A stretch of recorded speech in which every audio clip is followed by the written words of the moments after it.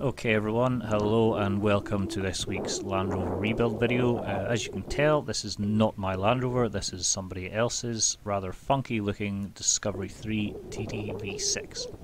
And this has come to me with a bit of brake issues. The rear brakes are squealing, so we've got to get this checked out and rectified over the weekend. And yeah, you can see on the right hand side here there's quite a bit of metal on metal action that's been going on this disc. So we're going to be looking at changing the pads out and changing the discs as well. Hopefully we'll get it finished. Okay, so first thing we need to do is put the parking brake into service mode. So we turn the ignition on to position number 2, and then what we need to do is pump the foot brake 1, 2, and a third time hold it in. Then we need to push down on the electronic parking brake, hold it on for 3 to 5 seconds, and you will hear it disengage, and that should be us. Next we need to go into the bonnet, and at the top right hand side under the bonnet you're looking for the EPB fuse, which is there, position number FL8, and you're looking for a pink 30 amp fuse, which is there. And we just need to remove that just to make sure that the parking brake isn't accidentally reapplied while we're servicing the vehicle.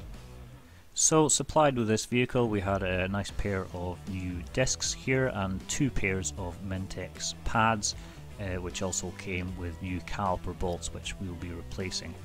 And we also have a Britpart pad wear sensor here, again which we'll be replacing as the old one seems to have failed.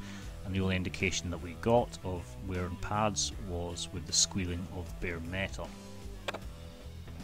So first things first, we'll get this wheel off, and you'll notice I've just got the small jack there taking the strain of the vehicle while I get these nuts undone. You'll also notice that I don't have my impact gun yet. This was filmed before I bought it. So yeah, unfortunately a breaker bar it was. And yeah, we've got these security nuts that were on these wheels as well, and yeah, 2 out of 4 of them were absolutely mashed because they'd been put on with an impact gun, probably well above the torque spec that it was designed for. And yeah, these nuts were absolutely slathered in copper grease as well, and they kept on coming loose. So the owner was saying, so yeah, they just got tighter and tighter and tighter. So these were thrown in the bin and replaced with standard nuts. So with the wheel off and the vehicle jacked up safely, we can now get to work. And first things first, we need to remove this wear indicator sensor. So it comes off just at the bleed nipple there, and it pulls off with a pair of needle nose pliers. If you're going to be reusing these, be very careful, as there's a small copper strip which is meant to be attached to this sensor, and you don't want to lose it. We're going to be replacing ours, so it doesn't really matter. You can see there that the copper part is still stuck on the pad, but like I said, that's not a big issue. We're going to be replacing this. So yeah, this tucks in just underneath the axle, so you just want to sort of work it out and get it tucked out of the way. Like I said, if you're going to be reusing it, put it somewhere where it's not going to get pinched or damaged. If you're not reusing it, then it traces back to above the suspension where it unclips, which I'll show you later on. So next thing we want to do is put the cover back on the bleed nipple, which we removed to get the sensor off, and then just give everything just a good clean up with the wire brush. And what we're aiming for here is try and get as much rust off as we can to make life easier trying to get these bolts off. Pay attention to where the rubber boots are on the caliper itself. Watch for them being perished, and watch where you're putting your wire brush as well. Last thing you want to be doing is catching the rubber boots with the wire brush and tearing them. It's an MOT failure, and dirt will get in, water and grease will get in. So now it's time to remove the caliper, and these are a strange fitment, very similar to a motorcycle, where you've got a bolt in a pin system. So what we need to do is put mole grips on the outside there where the pin actually is, and then just break it off then with the pry bar. I think this was something like a 13mm bolt or something like that. They're not tight, but like I said, you've got to have the mold grips there just to stop the whole pin system from moving around. And yeah, I think they're something like 35 Newton meters or something like that. They're not ridiculously tight. While you're here, it's probably worthwhile paying attention to the condition of things, like the rubber boot for the CV joint and the axle, and generally just check around for the condition of the brake pipes as well, whether they're starting to corrode, starting to perish, or starting to split. Again, watching for bushings as well to see what condition they're in. So once they're broken off, then just come at them with the old ratchet there, and they should come off free enough. These will be getting chucked in the bin, as well as the Mintex pads that we got came with replacements. And yeah, it's a good idea to replace these. They're Loctited on, and yeah, reusing them is probably not such a great idea. The bolts that come supplied with the kits have Loctite on the threads already, so it's just a case of whacking them back in, and yeah, job's a good one. I'll just point out as well, while you've got the mold grips on the back of this caliper here, just to watch out that you're not going to be catching on the rubber boots there as well. You want to just, just be careful where you're going with wire brushes and mold grips and things. So yeah, as you can see, this caliper is still pretty stuck on there, and a lot of that's to do with brake dust and rust and all manner of things. Yeah, you can try wiggling it back and forth. If you're keeping the pads or the discs, then the best thing to do is just keep wiggling it back and forth until it pushes the piston back in the caliper. As we're not going to be reusing the discs or the pads, we can just get an old screwdriver and just gently ease the pads back. Just give us enough leverage just to get the thing loose. And yeah, after a bit of wiggling around and cursing, it should come quite the thing, and we're fine. So we want to put this somewhere safe. Do not hang it by the pipe. Put it somewhere above, cable tie it to the suspension spring or something, just out the way, and do not stretch the cable. Now that's the small copper piece that was part of the sensor, and that would have been attached to the pad. So yeah, the pads there, yeah, they're pretty stuck in there as well. Again, just gonna have to lever them out with a screwdriver, as all this parts will be thrown in the bin. And you'll see these pads are just looking quite thin from here, and you'll definitely see this one is just worn, like I said, to the bare metal. And yeah, it was evident on the disc as well, where there was a lot of grinding looking on the disc. Yeah, it was quite a bad way. So yeah, these are definitely past their best, and yeah, like I said, the only indication that the owner had was the squealing, and the brake pad wear sensor didn't actually work. So yeah, you can see, yeah, they're not in the best of condition. So as a comparison, here's the new Mintex pads, and yeah, there's quite a difference there. Okay, next off is the stainless sliders for the pads, and you wouldn't think these are stainless, but they are, and they just run along these little tabs either side of the pads here. And yeah, so we want to prise those off carefully with a screwdriver. The last thing we want to do is bend or break these. Certainly if we bend them, then the pads will never slide freely on these, and you'll end up with sticking pads. So yeah, bottom one and top one come off, and we'll need to give it a good clean on the caliper here with the wire brush to make sure that they fit better when they go back, and clean all the gunk off these, and apply them with a bit more copper grease. So once they're off, then we want these two caliper body bolts off, and these are bi-hexagonal, not normal hexagonal. A normal hexagonal socket will not work, it will just not fit. So bi-hexagonal, I'm pretty sure these were something like 17mm bi-hex or something like that. Yeah, so they're quite tight on, something like 150 Newton meters. Again, With the pry bar, if I even had the impact gun, it probably wouldn't fit in there. So yeah, pry bar it is, and you know, you can see I'm struggling a little bit with these, but yeah, they broke free eventually. All in all, this hasn't actually been too bad to work on to remove bolts, given the age and the rust that's underneath. Working on my Land Rover, basically every nut and bolt has needed penetrating oil to free off, and sometimes even a little bit of heat. So you know, this is actually quite a breath of fresh air, having nuts and bolts that seem to come off relatively freely. So yeah, in about it with the ratchet, and yeah, they're coming off quite easily enough.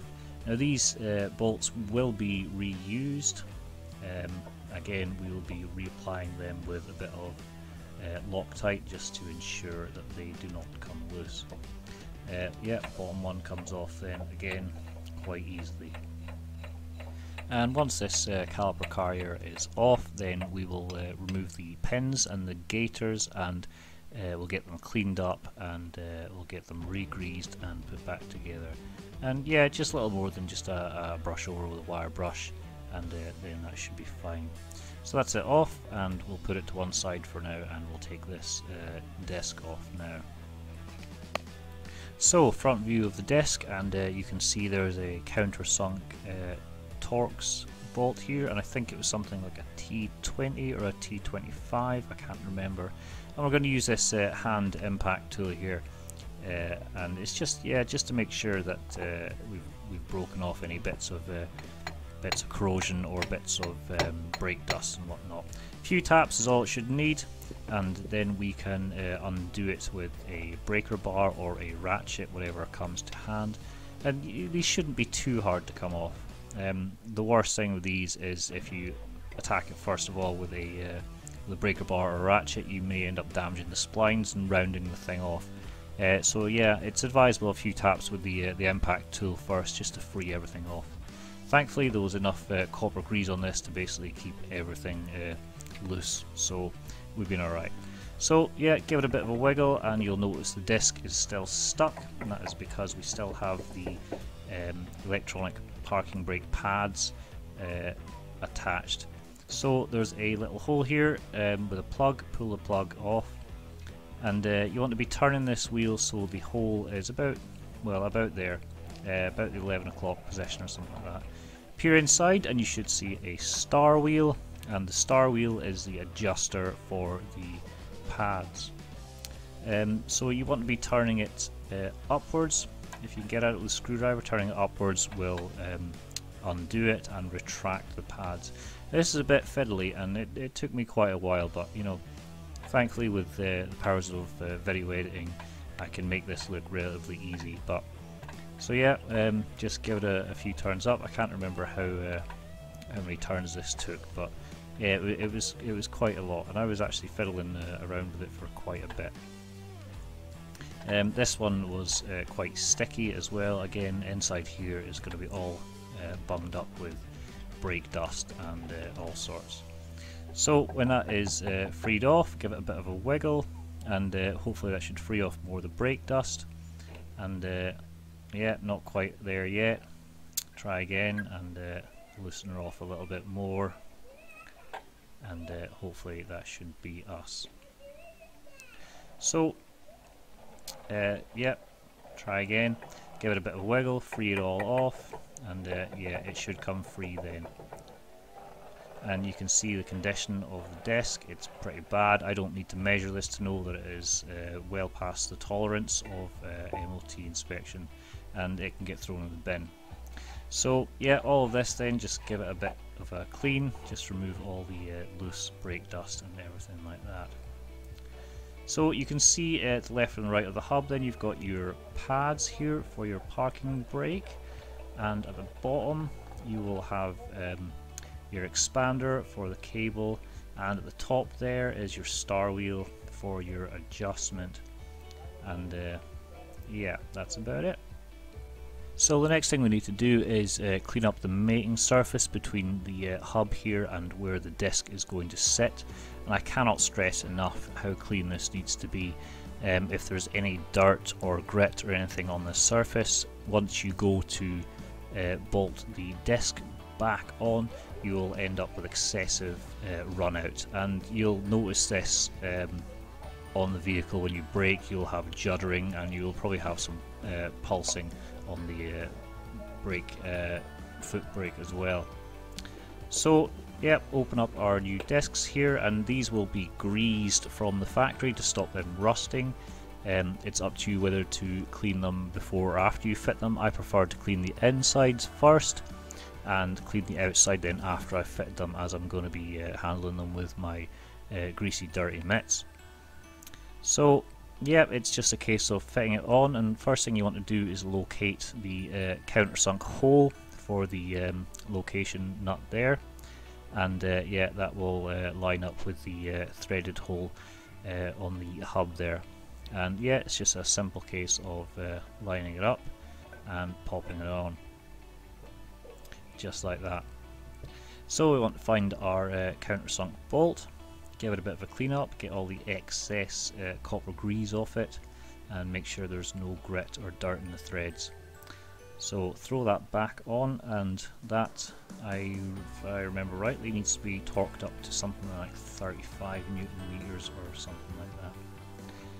So yeah, just tighten it on by hand, and then what you want to do is just give the disc a bit of a wiggle just to make sure that the disc is seated properly.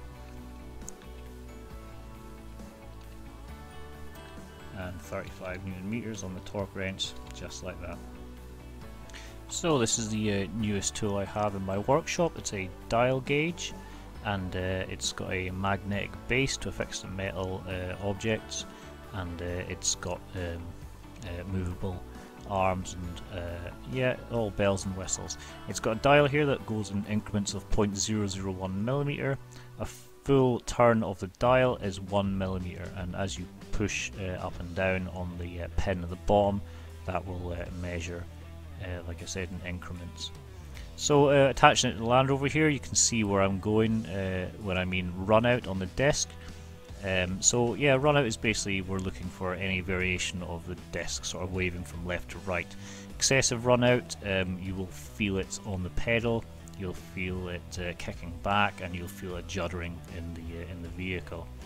So I've set this up just now and zeroed it, and what I'm going to be doing is turning the disc by hand or with a bar, and yeah, I'm looking for nothing in excess of 0.08 millimeter.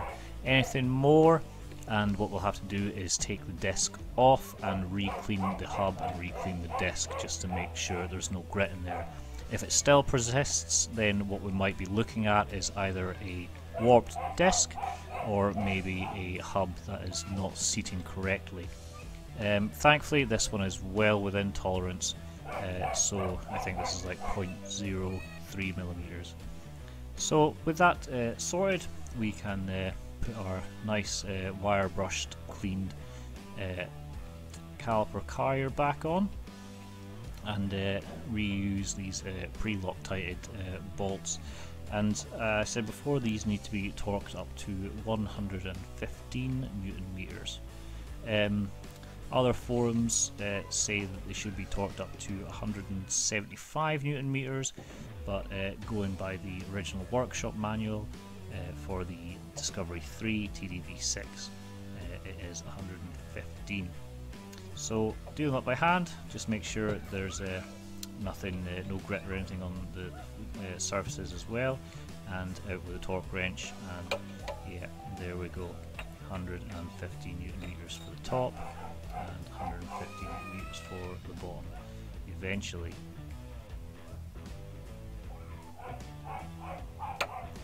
And there we go. So they both check out, and the job is very much a good one.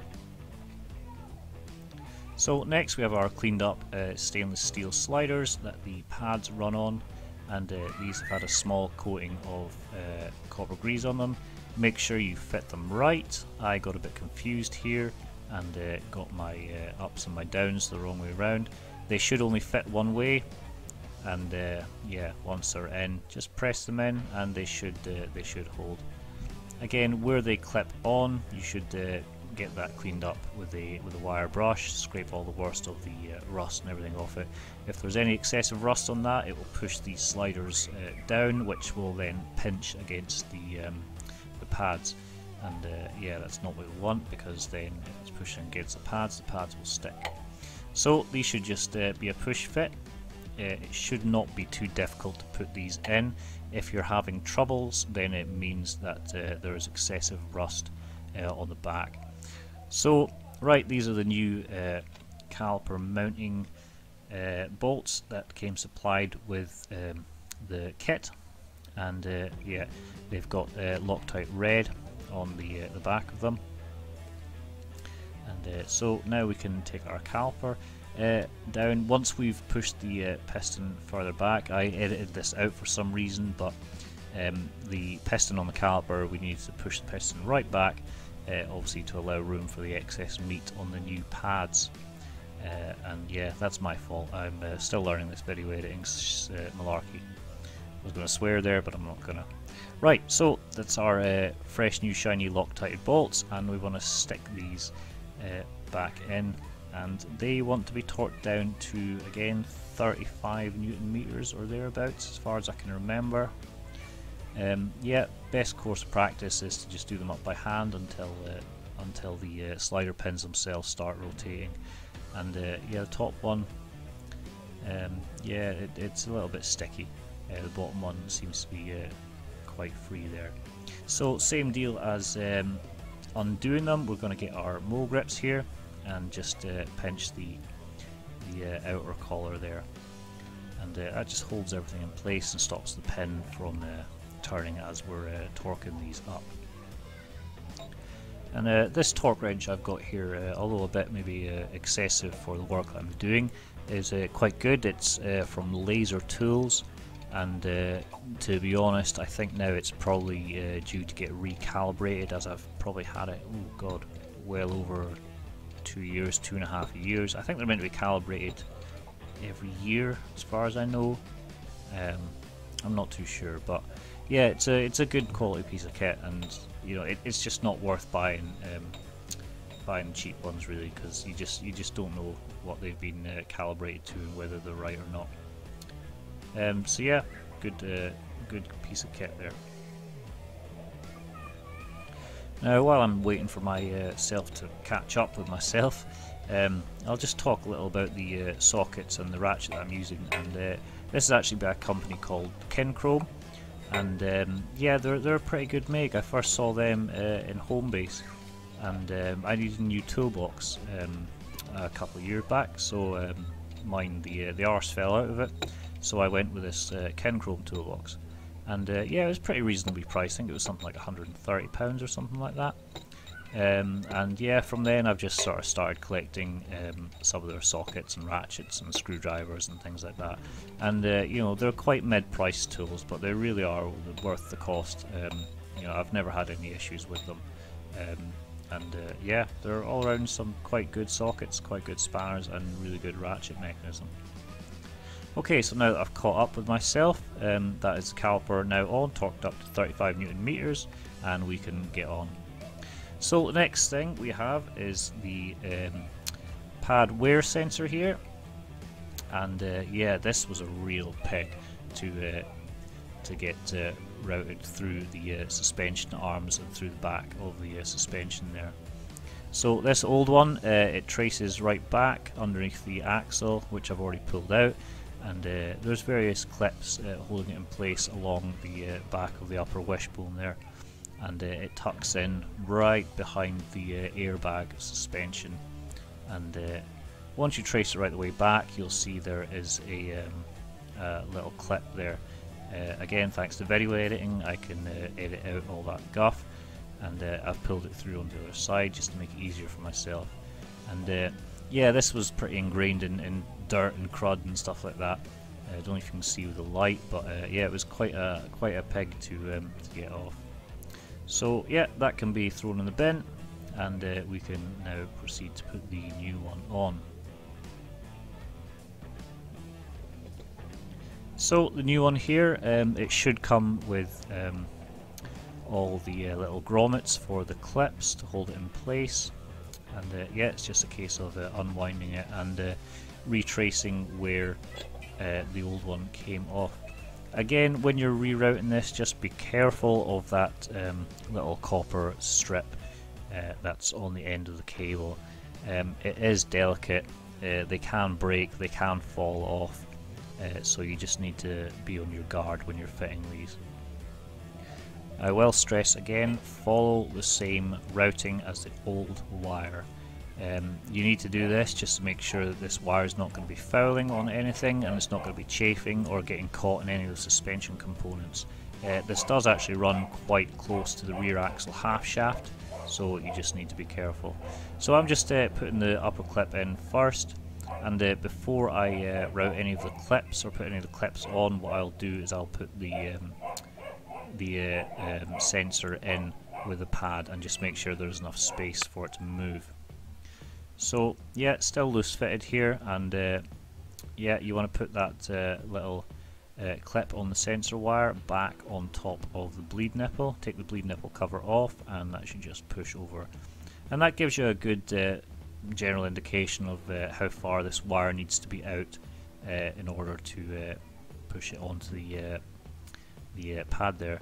So yeah, simple fit, just look inside the caliper for the groove in the pad, and it should just push in home just like that. Again, delicate touch and job's good un. So now that everything is back on, again another liberal dose of the old brake cleaner just to get all the mucky fingerprints off. Once that's all cleaned up, we can then get in with the old screwdriver, and we want to be adjusting these parking brake shoes back out. And what we're aiming for is to adjust them out so there is no movement in the disc. Now we don't have to put it tight, it just needs to be seated enough so that there's no movement. And once we've obtained that, then you want to back it off. I think it's something like 2 or 3 teeth. So here's me backing it off now. And yeah, it's something like 2 or 3 teeth on the star wheel, or until you can hear that the pad is sort of just grazing against the disc, but is loose enough that it is not stopping it from turning. So next thing we want to do is replace the rubber bung to put back in the disc there to stop grit and shit getting in about it, and give it a quick turn just to make sure everything's okay. Next and finally, wheel back on and get it torqued to 140 Newton meters, and then drop down and repeat on the other side. So that's me, one side done, job's good. See you again.